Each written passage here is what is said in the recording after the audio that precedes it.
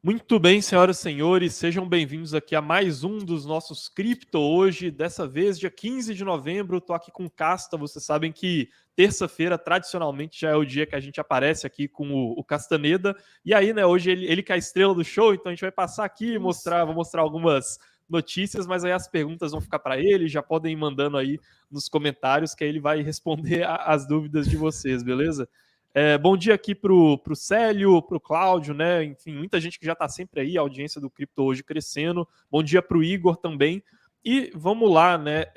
Cassa, quer dar o seu bom dia aí pro pessoal, antes da gente entrar nesse assunto aqui da live dos mineradores de Bitcoin sofrendo alguns prejuízos ali de todo esse cenário que está acontecendo no mercado cripto? Bom, dá um bom dia para o pessoal aí, né? Um salve para todos e dizer que esse assunto da mineração, fiquei bem feliz, né, do Carlos trazer esse assunto hoje, porque é um negócio que eu já estou pensando sobre isso faz um bom tempo já. Inclusive, a gente está com planos de fazer um relatório completo sobre o assunto em janeiro.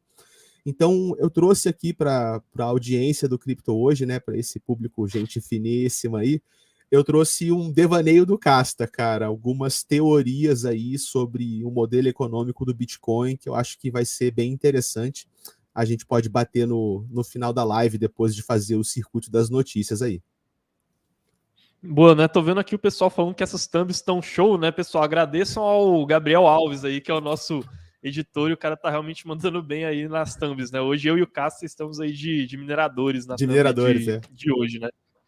Pessoal, e no meio aqui a gente vai fazer um react, tá? Com o nosso teaser do desafio, né? O trailer que a gente liberou para o desafio que a gente vai começar a ter no dia 21. Então, no meio aí, eu preparei uma enquete para a gente fazer aí com o pessoal para poder assistir de novo. Eu sei que vocês assistiram com o Castão ontem, mas aí hoje a gente vai passar ele aqui de novo. Enfim. E um salve aí pro Cripto da Depre, que é um parceiro nosso aí no Instagram e tá sempre ajudando a gente. Sigam a página dele lá no Instagram, beleza, pessoal? Enfim, vamos lá então. Olha, questão de macroeconomia, que é uma das coberturas que a gente normalmente faz aqui, pessoal, a gente não teve tantas novidades assim nesses últimos dias. Eu só decidi puxar aqui duas notícias para vocês, que elas são bem importantes assim, e que elas vão servir também de gancho para a gente falar um pouco dessa situação que está acontecendo com os mineradores de Bitcoin, que são duas notícias relacionadas à inflação ao redor do mundo. Então, na Europa, por exemplo, a inflação ela continua subindo, principalmente devido àquela crise geopolítica envolvendo Rússia e Ucrânia, né, alguns outros países do leste europeu, mas que aí foi avançando e diplomaticamente também afetou a Europa Ocidental, e aí a gente teve uma elevação muito grande no preço do gás, que consequentemente afeta muito o preço da energia elétrica naqueles países.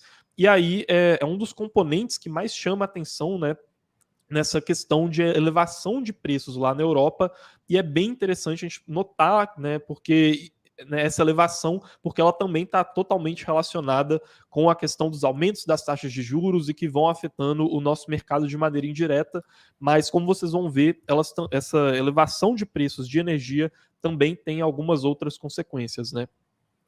Inclusive, também nos Estados Unidos, a inflação do preço de energia elétrica continua chamando a atenção. A gente teve uma diminuição dos índices de inflação no mês passado, né? A gente teve a divulgação de 7,7% de inflação nos Estados Unidos, em comparação com os 8,2% que a gente teria anualizado se a gente fosse comparar com o período do ano anterior, né? Então, foi uma diminuição da inflação, mas ela continua bem alta, bem acima do que seria a meta de inflação do Banco Central Americano, e o preço da energia elétrica ele é um dos componentes dessa inflação que tem chamado muito a atenção. E por que isso é tão importante assim, pessoal? Para a questão da mineração do Bitcoin. A mineração do Bitcoin é uma coisa que a gente chama de um negócio de escala. Isso significa, né, e o que é um negócio com uma economia de escala? Significa que conforme eu cresço o número de unidades de algo que eu estou produzindo, ou o número de unidades de um determinado serviço que eu estou prestando, o custo de cada uma dessas unidades diminui.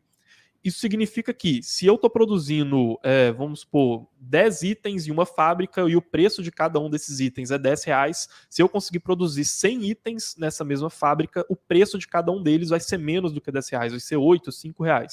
A mineração de Bitcoin ela é um pouco parecida nesse sentido, porque o principal custo que ela envolve, na verdade, ele é dividido em dois. A questão do custo do hardware, ou seja, das máquinas que são usadas na mineração do Bitcoin, e o custo de energia elétrica que é usada na mineração do Bitcoin. Então, quanto mais aqueles mineradores eles ganham escala, mais eles tendem a conseguir um maquinário mais barato e também conseguir se localizar perto de um lugar que tem energia mais barata. E isso criou uma tendência ao longo dos últimos anos no mercado cripto de uma especialização muito grande dos mineradores e também de uma profissionalização deles, né, no sentido de que eles começaram a ganhar grande escala, né, se tornaram empresas muito grandes, com grandes galpões de mineração e assim por diante. Né? E aí, repetindo, esse custo de energia elétrica que subiu no mundo todo é um dos principais gastos que eles têm para poder manter a operação deles girando. E aí, tem um outro dado bem interessante para mostrar para vocês, que é esse daqui. Esse gráfico aqui, pessoal, o que eu estou mostrando é a hash rate do Bitcoin. O que é a hash rate e que ela é um dos medidores para a gente avaliar a segurança da rede do Bitcoin? Ela é uma medida do quanto de poder computacional está sendo dispendido nessa rede. Ou seja, quanta gente que está minerando ali dentro.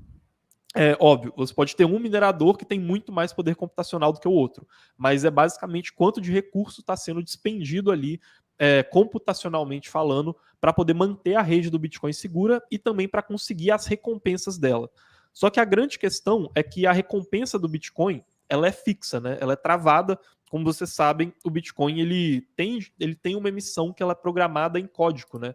E aí, né, tanto que tem o halving, que a cada 4 anos o número de Bitcoins emitidos diminui, né, e etc. Só que se o número de Bitcoins emitidos ele continua o mesmo e a hash rate, né, esse poder computacional da rede está aumentando, ou seja, tem muito mais computador competindo para conseguir esses Bitcoins, isso significa que fica muito mais difícil de conseguir um Bitcoin minerado, né? Então os mineradores eles estão tendo um trabalho cada vez mais difícil para poder conseguir puxar Bitcoins para a carteira deles, ajudando na segurança da rede. Esse aqui é um gráfico de um ano, mas puxando aqui o gráfico do histórico da rede do Bitcoin, vocês vão perceber que hoje a gente está bem próximo da máxima histórica, né, dessa dificuldade computacional da rede. Isso aqui, né, como eu disse, deixa mais difícil a vida dos mineradores em conjunto com esses preços de energia elétrica que são dos principais gastos deles e que estão subindo muito. Né? E aí, óbvio, a gente vai ter aqui o preço do Bitcoin, que também está em um ciclo de baixa aqui. Então, mostrando aqui para vocês, né, um gráfico que o pessoal já deve estar cansado de ver, mas aqui em comparação com os últimos 3 anos, o Bitcoin está realmente em um período de baixa do preço, né? Está inclusive mais baixo, se a gente for pegar aqui o período total, do que ele estava apresentando no topo do ciclo ali para o final de 2017, né? Então ele está chegando aqui em um nível mais baixo do que aquele topo que tinha sido de mais ou menos $19 mil. E a consequência de você ter um preço do Bitcoin baixo, ser muito difícil de minerar os Bitcoins e a gente ter um preço de energia alto, acaba gerando essa consequência aqui, né? E que saiu em várias notícias, que é essa questão das mineradoras de Bitcoin que estão enfrentando alguns sérios problemas, né? Sérias dificuldades para conseguirem se sustentar. Algumas delas talvez comecem a declarar falência, mas aí a gente tem toda uma dinâmica envolvida e aí eu vou passar para vocês algumas notícias que a gente teve, especialmente nesse último mês, com relação a essas mineradoras de Bitcoin. Casta, quer completar alguma coisa aí até aqui? Viu algum comentário interessante, alguma coisa que vale a pena puxar aí? Não, só vou fazer aqui um contexto em cima disso, que eu acho que leva muito dessa discussão que a gente está levantando, né? Eu pessoalmente acho, como analista, cara, não é que isso signifique que é o fim do Bitcoin. Tá? Essas informações não são levantadas, por exemplo, para dizer que as pessoas têm que vender Bitcoin ou que Bitcoin não vai dar certo. Mas o que eu acho que realmente é necessário é reavaliar o Bitcoin como tese. Tá? A gente tinha até hoje várias regras de ouro, digamos assim, do Bitcoin, e essas regras de ouro estão sendo quebradas nesse ciclo de baixa. Algumas regras, por exemplo, tinha uma máxima ali de que se você segurasse Bitcoin por pelo menos 3 anos, você não saberia o que é prejuízo. né? Essa regra foi quebrada nesse mercado de baixa, né? A gente tem a precificação lá daquele modelo baseado na escassez do Bitcoin, né? O modelo Stock to Flow, que predizia pelo menos uma faixa de valor para o Bitcoin com o passar do tempo. Esse modelo também foi quebrado. Então, várias das narrativas tradicionais e da maneira de se enxergar o Bitcoin, que trouxe o Bitcoin lá de 2008 até o dia de hoje, né, eu creio que está na hora de rever essas narrativas. Não porque a gente quer que o Bitcoin morra ou porque a gente acha que o Bitcoin vai morrer, mas porque a gente precisa entender qual o papel que o Bitcoin vai ter daqui para frente e talvez a narrativa futura do Bitcoin não seja necessariamente a que a gente vem carregando nas costas desde o começo dos tempos. Entendi. É uma dinâmica bem interessante mesmo.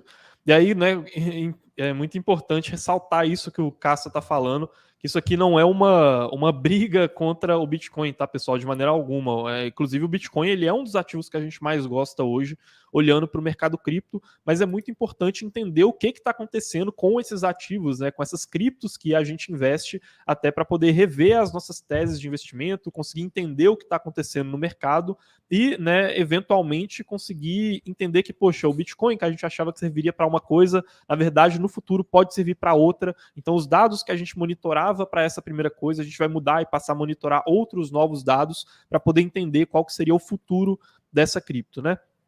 E aí, pessoal, né, quais que são as principais notícias que a gente teve em torno disso nesse último mês, especialmente, com relação a esse estresse que os mineradores de Bitcoin estão passando agora com essa situação? O primeiro deles é que a gente teve várias mineradoras de Bitcoin reportando prejuízos ou então, no mínimo, reportando uma queda dos ganhos em comparação com o mesmo período lá no ano passado, quando a gente estava batendo uma das altas históricas do Bitcoin. E isso aconteceu com mineradoras grandes, né? Como eu disse, que utilizam essa economia de escala porque eles não são tão bons assim, aparentemente, em fazer um gerenciamento do fluxo de caixa deles, ou então eles não foram capazes de antever, né, a situação que envolveu toda essa crise. E aí a gente teve, por exemplo, a Computer North, né, que é uma das maiores também mineradoras de Bitcoin, reportando, né, esse tipo de prejuízo e eventualmente ela está ali pedindo a questão de um pedido de falência, né, para o mercado. A gente teve também a Argo, que é outra das grandes mineradoras de Bitcoin e que acabou falhando em alguns quesitos de dinâmica de fluxo de caixa, de conseguir gerenciar isso, né? E as ações deles acabaram sofrendo por conta disso nesses últimos meses. Inclusive, as ações das mineradoras de Bitcoin, de maneira geral, lá na Bolsa Americana, têm caído muito nesse último ano.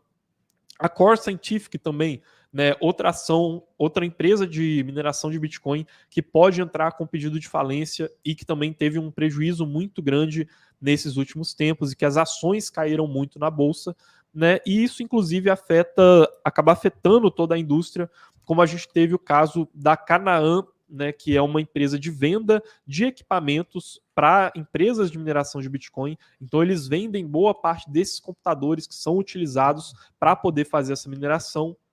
E eles mostraram que, em comparação com o mesmo período no ano passado, eles tiveram agora, né, nesse Q3 do ano de 2022, uma queda de 22% em lucros, né, no que eles conseguiram arrecadar ali com as vendas desses equipamentos.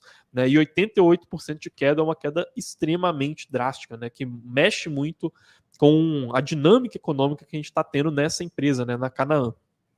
E, né, uma consequência pior ainda que a gente teve depois de todo esse declínio foi a questão da quebra da FTX, né, que diminuiu ainda mais o preço que a gente via do Bitcoin no mercado. E aí, como consequência, a gente teve esse gráfico aqui, que ele mostra para a gente basicamente a movimentação de dinheiro que estava saindo das mãos dos mineradores, né? E que foi uma movimentação, ou melhor, a movimentação que estava saindo não, mas o resultado do dinheiro que está entrando para os mineradores do dinheiro que está saindo, né? Que mostra que eles tiveram um dos prejuízos relativamente históricos deles com essa última queda do Bitcoin e que foi um prejuízo que tem a relação com essa questão que eu disse de conseguir pagar os custos da operação deles, né? Então é realmente é um ponto de bastante preocupação, porque a gente se pergunta, poxa, e se o Bitcoin cair mais de preço, né? Como que fica a questão dessas mineradoras? Óbvio, tem toda a questão ali da autorregulação, digamos assim, que acontece na dificuldade da rede do Bitcoin e no número de participantes que tem nela, que a gente vai falar mais para vocês também, mas é uma questão bem importante e que aconteceu na semana passada, conforme a gente teve a crise da FTX se agravando, né? E aí, outra consequência que a gente teve também, e trazendo aqui para vocês do relatório da Glassnode, foi o declínio de bitcoins nas exchanges, né? Então, os bitcoins eles saíram em massa das exchanges, o pessoal retirou os bitcoins de lá, até por conta do medo com relação ao cenário das corretoras, se muitas delas poderiam dar calotes igual a FTX fez, mas aí é um dado até interessante para a gente talvez refletir um pouco mais sobre como seria um futuro com maior utilização da rede do Bitcoin e menos utilização das exchanges, ou até mesmo se o Bitcoin ele pode enfrentar problemas se no futuro for mais utilizada a Lightning Network, que é uma ferramenta de segunda camada da rede do Bitcoin, né? Porque um outro dado que eu acabei não trazendo aqui, mas que mostra que o número de transações na Lightning Network, né, em comparação com o número de transações que acontecem na rede principal do Bitcoin, tem aumentado nos últimos anos, e essas transações na segunda camada do Bitcoin, elas remuneram menos os mineradores de Bitcoin, né? Então, enfim, é toda uma questão de dinâmica econômica que a gente trouxe para poder debater aqui para vocês, de um cenário muito importante de ser atualizado e para todo mundo que investe em Bitcoin, assim como a gente investe, ter noção do que está acontecendo nesse cenário de mineradoras, já que muitas delas estão tendo prejuízos muito altos e até eventualmente declarando falência, né, Casta? Exatamente, cara. É exatamente com base em todo esse contexto que você montou, tá? Que eu vou trazer aqui para vocês um estudo que eu estou fazendo. Ainda é um estudo em andamento, tá, pessoal? Mas eu vou compartilhar esses insights com você, até porque, né, pelo menos no Twitter, eu tenho recebido bastante feedback da comunidade. Tem várias pessoas me mandando artigos, mandando referências, e está sendo bem legal, porque me ajuda a achar mais coisas para estudar, né? Então, vou deixar aqui alguns insights com você. O pessoal que achar legal, tem aí o meu handler do Twitter, né, da oficial da Mercúrio. Vocês podem me adicionar por lá e se quiser trocar uma ideia, vai ser bem legal. Bom, deixa eu apresentar a tela.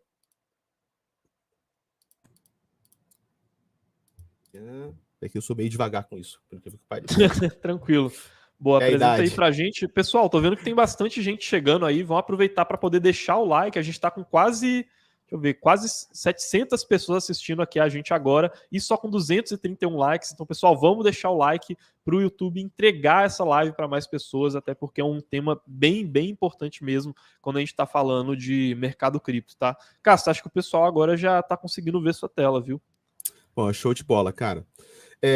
Vamos lá. Isso aqui, como o Carlos mostrou, né, é o gráfico do poder computacional aplicado na rede do Bitcoin, né? Ou seja, a quantidade de máquinas mineradoras fazendo cálculos a todo momento, incessantemente, tornando a rede do Bitcoin mais e mais e mais e mais segura.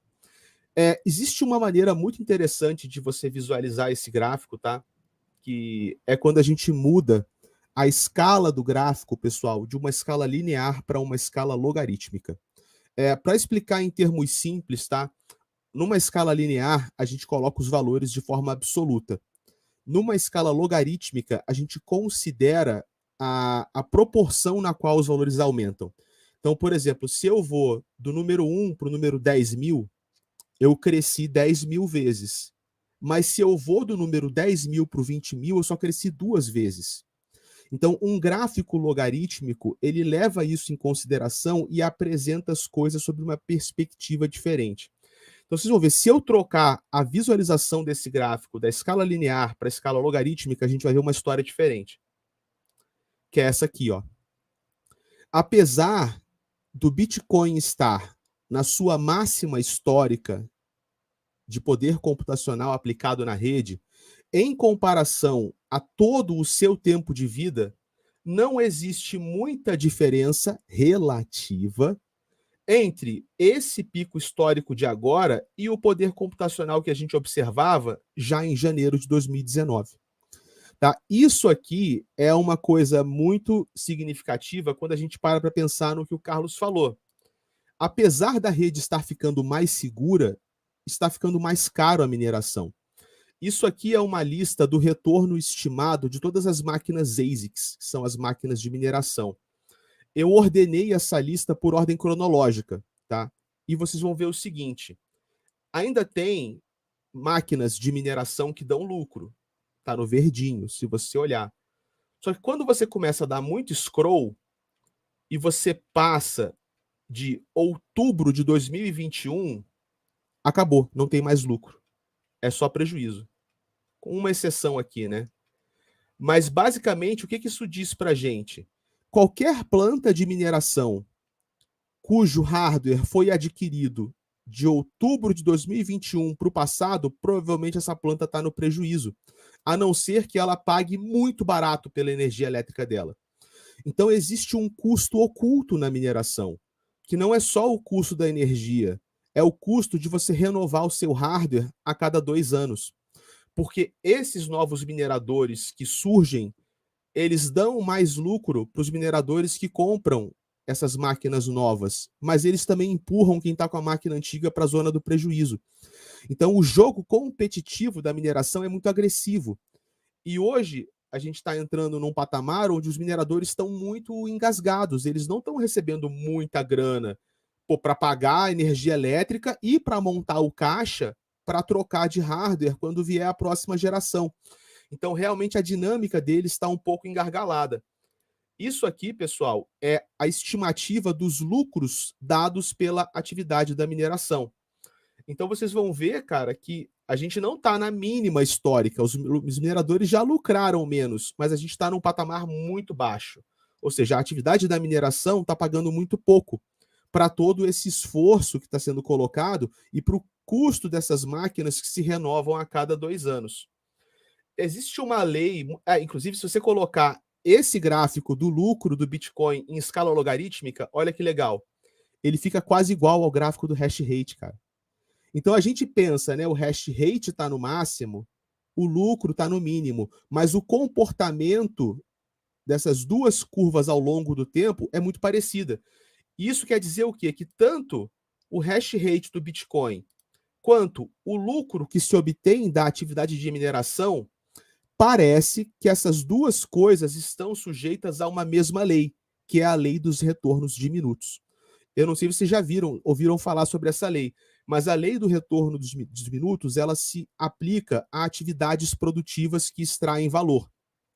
Então existe uma fase produtiva, que é quando a curva sobe. Depois que o mercado fica muito eficiente, existe uma fase onde você tem que se esforçar muito para ganhar um pouquinho a mais. Ou seja, no começo, pouco esforço te dava muita grana. Agora tu tem que ralar pra caceta para ganhar só aquele pouquinho extra. E eventualmente isso termina numa fase de retornos negativos, que é quando a gente atinge o pico máximo de retorno. A gente não viu isso acontecer nas curvas, nem na curva do poder computacional, nem na curva do lucro. Mas pode ser que a gente esteja entrando no próximo ciclo em que a lei dos retornos diminutos se aplique ao Bitcoin, tá? Aqui, só para vocês terem noção, é uma comparação do preço do Bitcoin e o poder computacional. Então, tanto o lucro do Bitcoin, quanto o poder computacional aplicado no Bitcoin, quanto o próprio preço do Bitcoin, todos eles parecem desenhar aquela assíntota que desenha uma lei dos retornos diminutos, tá? Até aqui uma do CryptoTrader, né, falando que a escala logarítmica engana a visão, não é a realidade. Isso é um pensamento interessante, trader, porque existem economistas que falam que é o contrário, tá? Que é a escala linear que engana e que a escala logarítmica é a verdadeira, ou ela traz mais insights, porque a escala logarítmica, ela considera não o quanto você cresceu em termos absolutos, mas em termos relativos ao que você cresceu no passado. Isso é uma discussão teórica, né? Só para deixar que esse ponto é interessante. Com essa visão, pessoal, tá? Eu voltei agora para uma fala do Satoshi. Eu fiz um relatório completo sobre o Satoshi, resgatei os pensamentos antigos dele, ficou bem legal esse relatório. Depois, se você quiser colocar para o pessoal no chat, pode ser, tá, Carlos? Opa, coloco sim. Mas o Satoshi estava discutindo, tá, em 2010, sobre a sustentabilidade do modelo econômico do Bitcoin.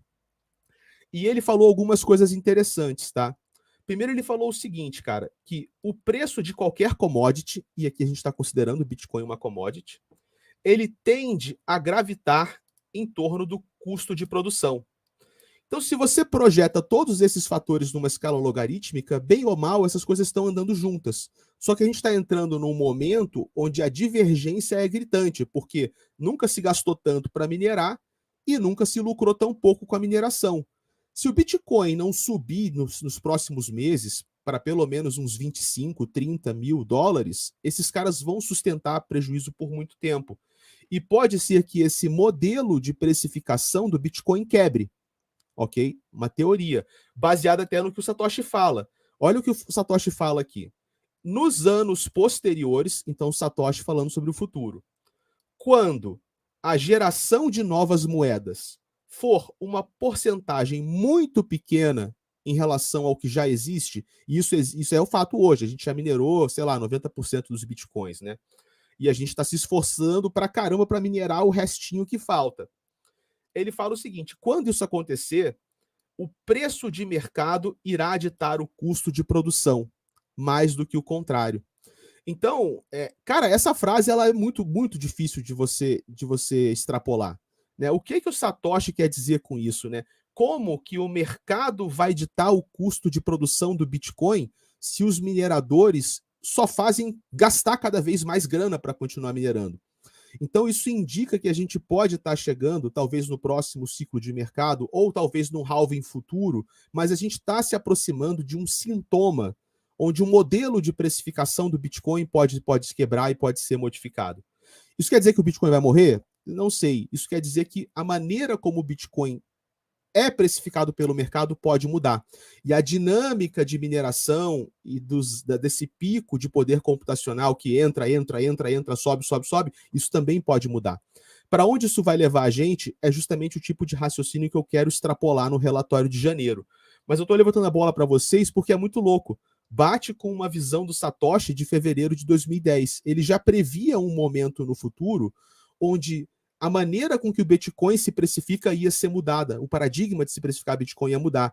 E a gente está vendo sintomas de que isso é possível que aconteça nesse ciclo, ou se a gente tiver uma virada de mercado, o preço subir, esquece, vai continuar tudo igual. Mas a gente está vendo que é possível ter uma quebra desse paradigma. E um outro insight também que eu quero compartilhar com vocês, e que está me fazendo questionar bastante a maneira como a gente enxerga o Bitcoin, é a seguinte.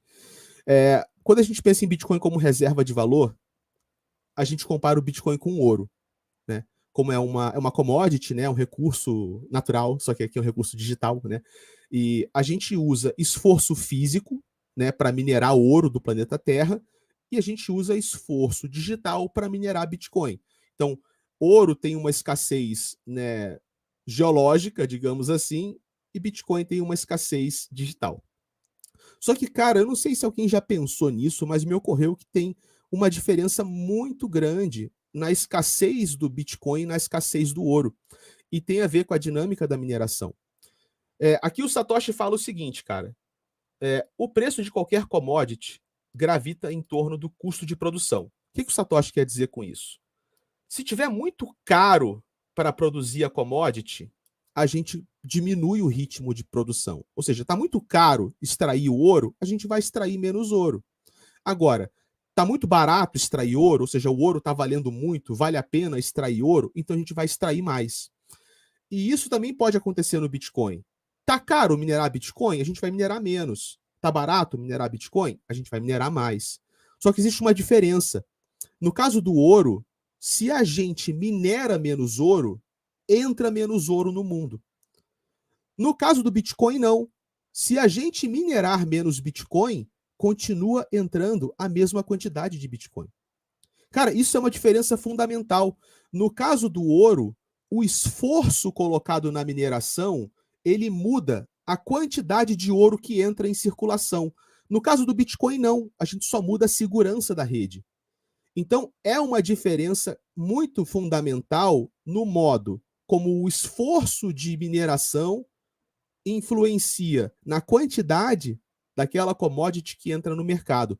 Eu ainda não sei, cara, o que isso significa, mas eu acho que esse é um insight que eu nunca vi alguém questionar. Nunca vi, por exemplo, um Bitcoin maximalista falando sobre isso ou pensando nas consequências disso, mas eu acredito que é uma coisa que vale a pena ser amadurecida. se a gente quer pensar no Bitcoin como uma commodity, como uma reserva de valor sustentável no longo prazo. Estamos falando aqui de décadas ou até de 100 anos, por exemplo, né? Bitcoin vai ser minerado até 2140. Então, para que isso se sustente até lá, eu acho que vale a pena criticar esse modelo econômico e repensar sobre ele. Eram esses insights aí, Carlos, né? Eu acho que ainda vou amadurecer mais isso, tá, pessoal? Me comprometo a compartilhar meus futuros insights em um relatório, para a gente tentar pensar no que significa isso tudo, mas eu sei que são pontos que eu considero muito interessantes e eu ainda não vejo nem especialistas de Bitcoin, nem os Bitcoin maximalistas se questionando sobre isso, e eu acho que é importante a gente começar a pensar por esse viés também.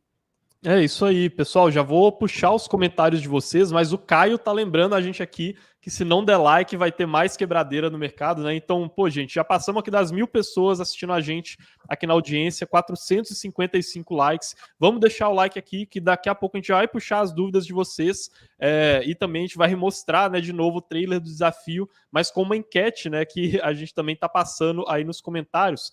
Aliás, eu já vou passar, eu acho que vocês devem estar vendo aí a enquete, né, tá para vocês votarem se o Orlando Telles ele é mais parecido com o Tom Cruise ou com o Tom Cavalcante, né? A gente está tendo essa enquete aqui, que é uma das polêmicas que a gente teve recentemente, né? Então tá aqui o Orlando, né? Que ele vai aparecer aqui, ele é o nosso ator aqui da Mercúrios, que fez o trailer para o nosso desafio, que a gente vai começar no dia 21. Eu trouxe aqui, né, para fins de comparação, a imagem do Tom Cruise e também a do Tom Cavalcante, né? Eu vou passar aqui para vocês o trailer, e aí todo mundo vota aí na enquete se vocês acham que se o Orlando ele é o Tom Cruise ou se ele é o Tom Cavalcante, beleza? Vou mutar aqui o meu microfone rapidinho e passar aí o trailer do desafio para vocês, para quem ainda não viu, pessoal. O mercado de alta esconde falhas catastróficas que só são mostradas no mercado de baixa. E é exatamente o que a gente está vivendo agora.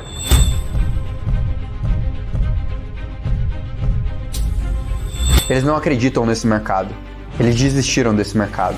Eles querem fazer você acreditar que o mercado de cripto é difícil demais para você. Eles querem fazer você desistir. Desde os meus 18 anos, eu empreendo no mercado de criptomoedas. E tem uma coisa que eu aprendi. Que quando os candles estão verdes e tudo está em alta, você é um gênio. Todo mundo quer conversar com você. Todo mundo tem tempo para te escutar. E você é o melhor analista do mundo. Quando as coisas começam a dar errado e o mercado está vermelho, você é o pior analista do mundo. Ninguém quer te escutar. E sua tese está completamente errada. Isso acontece por um motivo. Porque ser coerente tem seu preço. Mas na baixa, parece que todo o esforço que você colocou em estudo e análise não faz o mínimo sentido. E o aprendizado que eu tive em relação a tudo isso foi ter paciência. Porque no final, o mercado sempre vai voltar para os fundamentos. No final, ser coerente sempre vale a pena. Os últimos 4 anos eu só fiz uma coisa no mercado de criptomoedas, que foi sobreviver a ele. Isso que me deu a oportunidade de estar aqui agora, conversando com você. E eu também quero te dar essa oportunidade. Eu quero fazer você sobreviver a esse mercado. Eles não querem que você saiba que fazer o simples por muito tempo é o que realmente traz sucesso no mercado de criptomoedas. E nos próximos 5 dias eu quero mudar isso. Eu quero mudar a forma como você pensa em investir no mercado de criptomoedas. Eu quero acabar com a ideia que você precisa todos os dias estar de olho no gráfico, ou fazendo alguma coisa mirabolante, ou procurando um ativo que vai se valorizar 1000%.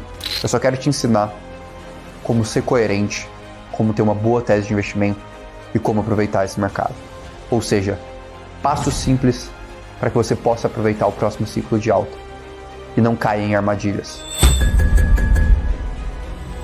Como eu vou fazer isso? Eu só vou te ensinar 3 coisas, muito simples. Como você vai sobreviver a esse ciclo, como você vai otimizar a sua carteira para o próximo ciclo e como você vai selecionar bons ativos. Tudo isso baseado em fundamentos. Tudo isso baseado nos últimos 4 anos que a gente acumulou de experiência estudando o mercado de cripto. Tudo isso baseado em conversas de investidores que aproveitaram o ciclo de Web 2 e muito estudo. E eu vou te passar isso de forma simples, em 5 aulas que vão mudar a maneira como você enxerga esse mercado. Vão fazer você aproveitar os próximos 3 anos de crescimento dele. Topa esse desafio?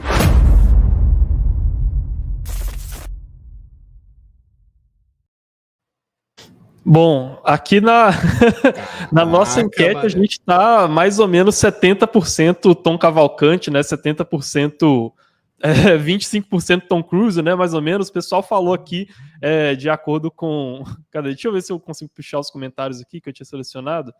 Acho que eu perdi aqui os comentários, mas enfim, alguns elogios aí com relação ao trailer que a gente acabou de ver. Pessoal, lembrando que, né, o desafio ele vai ser uma sequência, né, como o Orlando falou, de 5 aulas em que a gente vai falar exatamente como a gente está planejando os nossos investimentos, né, como se proteger nesse período de quedas e principalmente porque esse não é o momento de desistir do mercado cripto, por isso que a gente selecionou como tema, né, essa questão do desafio sobrevivente, porque é nesses momentos que todo mundo quer desistir do mercado que acabam surgindo as melhores oportunidades de investimento, escolhendo as melhores criptos do mercado, né? Então, para quem participar, desafio totalmente gratuito, tá? O link do desafio tá aí na descrição, vai acontecer agora do dia 21 ao dia 25 de novembro. A gente também vai ter, ao final do desafio, uma grande promoção de Black Friday, que a gente vai falar novamente aqui sobre a Mercúrios Pro, né, que é a nossa assinatura, que a gente já falou que lá tem a nossa carteira, nosso curso de investimentos em cripto e tudo mais, né, que aí é vendido ao final do desafio, mas o desafio em si, ele é totalmente gratuito, né, vai acontecer na semana que vem, sempre às 8 horas da noite, beleza? E agora, né, e continue, né? Lembre que essa polêmica entre Tom Cavalcante e Tom Cruise, ela vai acompanhar a gente aí durante um tempo, né? Os dois fazem parte do Orlando Verso, né? Que aí tem vários componentes que a gente ainda vai mostrar aqui para vocês para compararem eles. Mas, Casta, quer voltar aí e puxar as perguntas do pessoal agora sobre a mineração de Bitcoin e tudo mais? Vamos, eu vou começar só com uma perguntinha para descontrair aqui. O Rafius, que tá perguntando onde foram parar as minhas telhas, cara. Cara, minhas telhas estão em bear market desde os 32 anos de idade, cara. Então é uma tendência de baixa infinita, cara. Não tem salvação para isso. Vou buscar aqui algumas perguntas, tá? Vou tentar seguir a ordem cronológica que eu tô marcando desde o começo da live, tá, pessoal? Primeiro esse aqui do Luan, né? Se eu acho que o WBTC pode perder o PEG por causa da falta de confiança do mercado.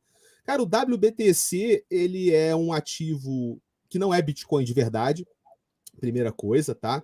Mas ele é um dos sintéticos mais tradicionais do mercado. Eu não gosto, tá? Sendo bem sincero, eu não gosto de segurar uma moeda em uma rede que simboliza a mesma moeda na rede de verdade dela. Então eu não acho que vá sofrer uma perda de PEG agora, também não ficaria horrorizado se perdesse, e minha recomendação é não segure WBTC, segure Bitcoin de verdade, tá? Bom. Boa. Vamos lá que a gente selecionou aqui mais ou menos umas 30 Você quer ir perguntas. puxando, Carlos, só para eu não ficar falando sozinho, cara? Você quer que eu fico puxando elas aqui de acordo com a ordem que elas foram selecionadas aqui, que você foi marcando no chat? Vai puxando, só para eu não ficar no monólogo. Boa, vamos lá então. E aí, se eu for percebendo algumas dúvidas que foram repetidas, aí eu vou pulando. Você vai limpando, beleza. Você boa, vamos lá então.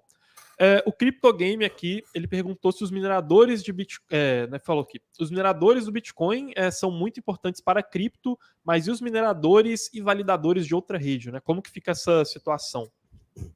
Bom, cara, mineradores e validadores, tá? De uma maneira geral, a gente pode chamar esses caras de operadores. São eles que operam a rede, eles que mantêm a rede funcionando. Então, nenhuma rede vai conseguir sobreviver sem os seus operadores. A importância é aqui não só para o ecossistema cripto inteiro, mas para cada projeto. Todos eles têm que poder contar com seus operadores para funcionar. Boa.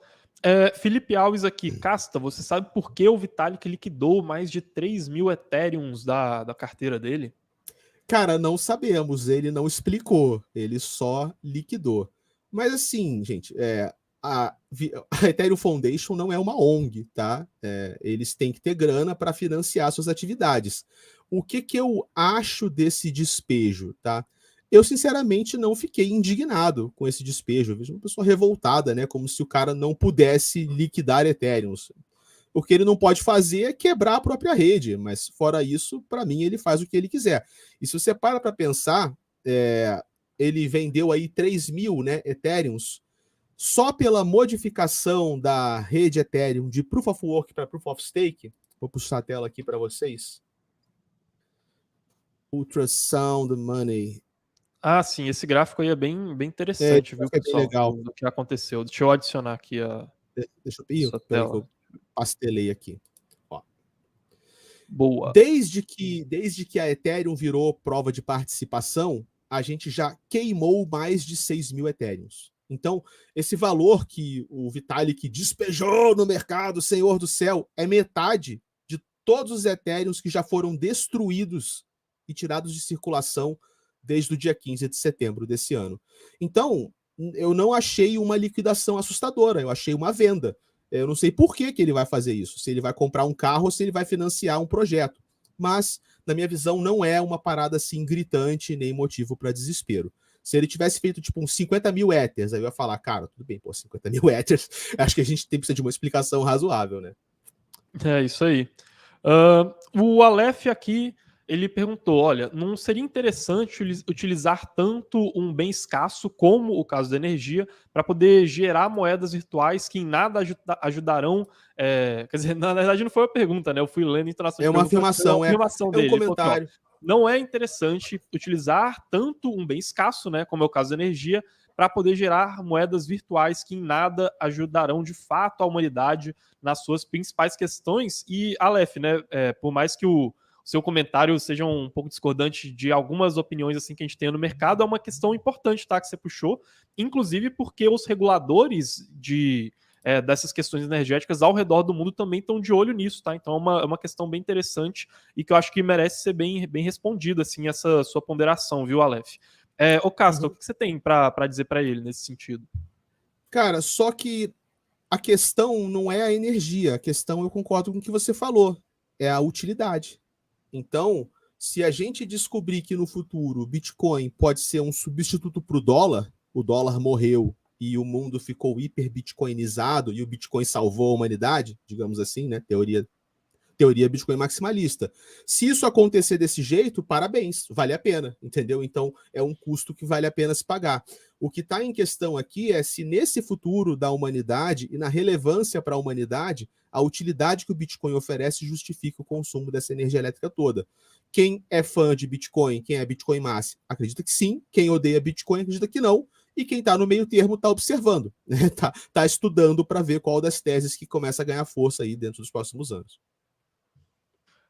Boa, né? E aí, né, inclusive, uma questão interessante, Aleph, é da gente se perguntar em como a gente consegue ou não metrificar esse uso da energia, né? Então, hoje, ela é demandada em um mercado, né, que por mais que ele seja regulado, para onde a energia está sendo direcionada está sendo uma demanda, no final das contas, do mercado, né? Das pessoas que estão utilizando a rede no Bitcoin e dos mineradores que vão atender essa demanda, né? Então, você pode se perguntar, poxa, quanta energia as televisões de todo o Brasil gastam para poder assistir o Big Brother Brasil quando ele tá passando na televisão, né? Nada contra quem assista, tá? Mas você ficar fazendo esses cálculos de, olha, quanto dessa energia gasta que está sendo gerada para poder melhorar o avanço da humanidade, coloca em questão isso, né? Às vezes a gente vai ter noção do quanto as pessoas apreciam o gasto de cada energia pela demanda do mercado, né? E não fazendo essa administração de cima para baixo, assim, desse gasto de energia, e aí no final das contas a ideia é que essas coisas elas vão acabar se autorregulando.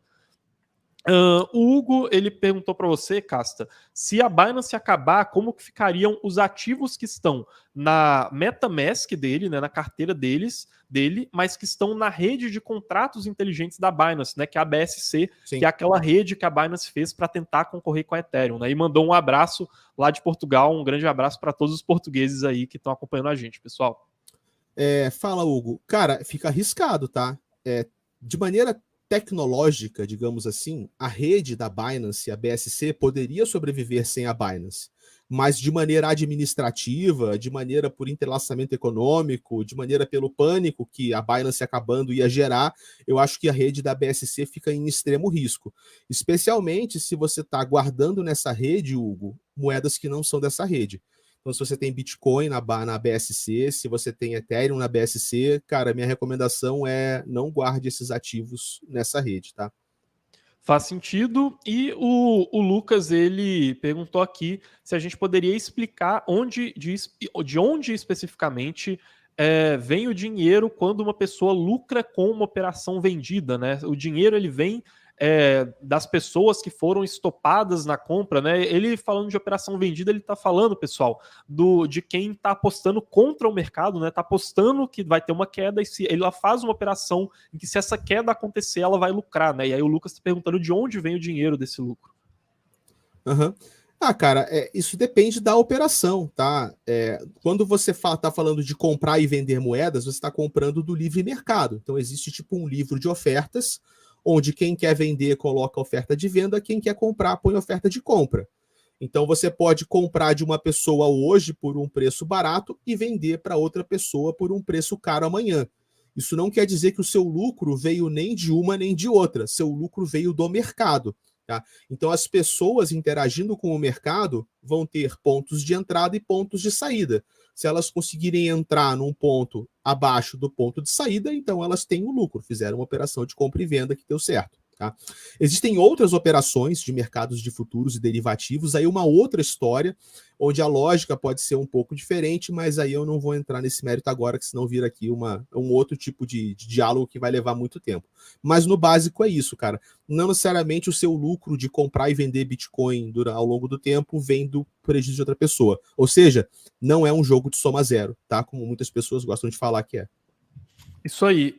Pessoal, a produção aqui pediu para eu relembrar vocês que a gente tem a lista de espera da Mercúrios Pro, né? Então, para todo mundo que está esperando a nossa Black Friday, depois do desafio, para poder entrar na nossa comunidade exclusiva de assinantes com todas as nossas estratégias, a gente está criando essa lista que você pode garantir a sua vaga por meio dela, e também a gente está juntando um grupo de WhatsApp com as pessoas que entram nessa lista para poderem ter acesso no dia do lançamento antes do restante das pessoas, tá? Então não se esqueçam que esse link ele vai estar aí nos comentários e também na descrição.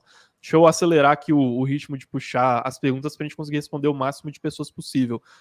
O André perguntando, né, aliás, afirmando que o que está escrito no white paper do Bitcoin está sendo cumprido, Casta?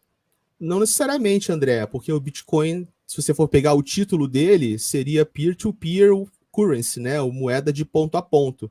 E hoje a principal narrativa do Bitcoin não é ser meio de pagamento, é ser reserva de valor similar ao ouro. Muito embora a Lightning Network, né, possa ser usada para meios de pagamento, só que é uma coisa que na prática é mínima relevância. Então ainda não podemos dizer, tá? Está sendo cumprido, mas podemos dizer que está no caminho para tal, sacou?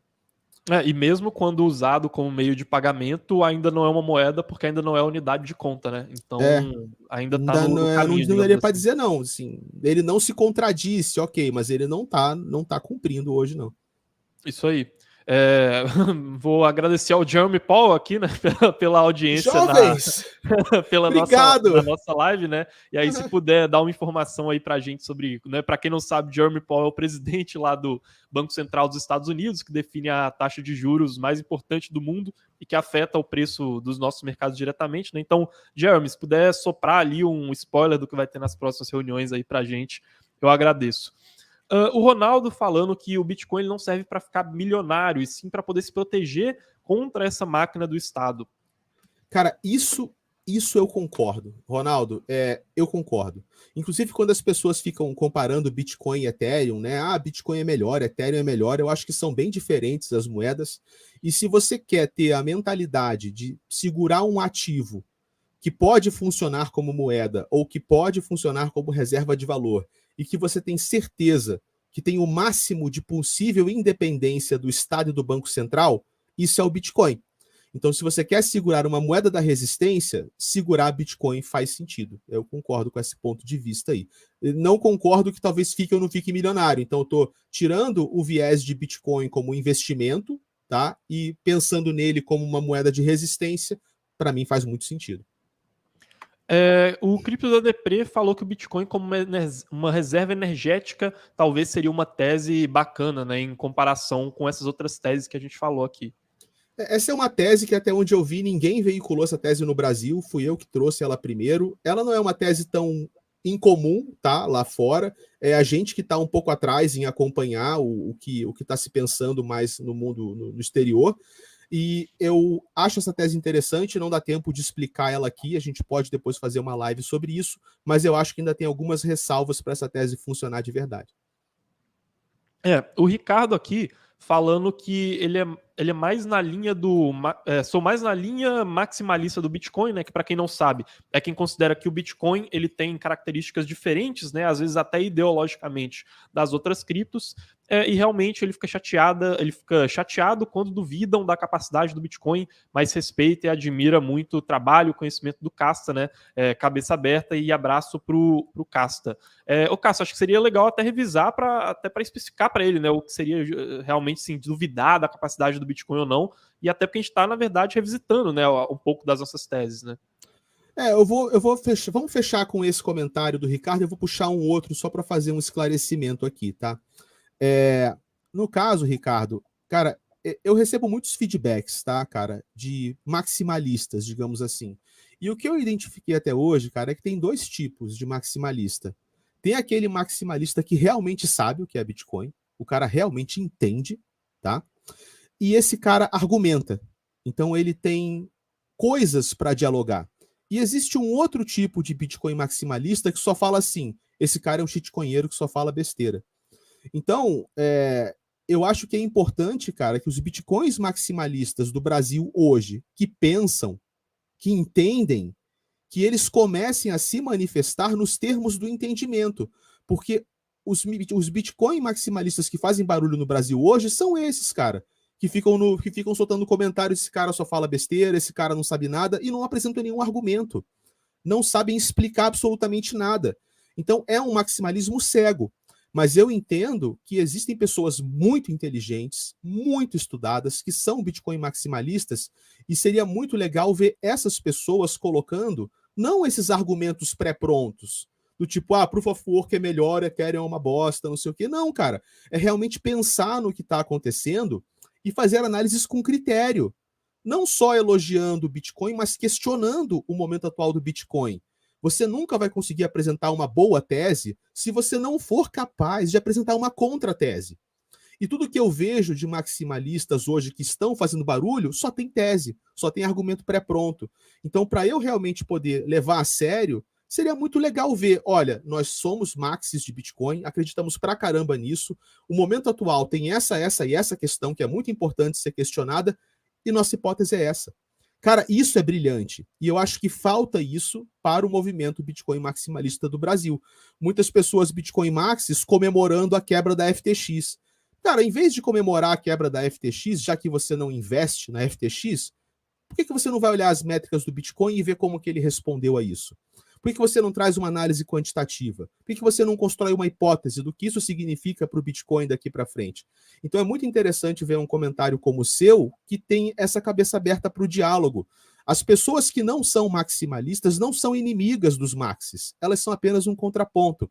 E o diálogo estruturado é sempre mais saudável, tá? Na minha opinião, na minha humilde opinião, claro, tá? E só para fechar aqui com o comentário do Renato, ele falou que que eu não levei o halving em consideração quando eu falei sobre a comparação do Bitcoin com o ouro. Eu levei sim, Renato. O meu argumento não é que o Bitcoin não tem halving. O meu argumento é que se eu diminuo a intensidade da mineração, eu não diminuo a emissão do Bitcoin. E no ouro acontece. Se menos mineradores mineram ouro, então eu injeto menos ouro.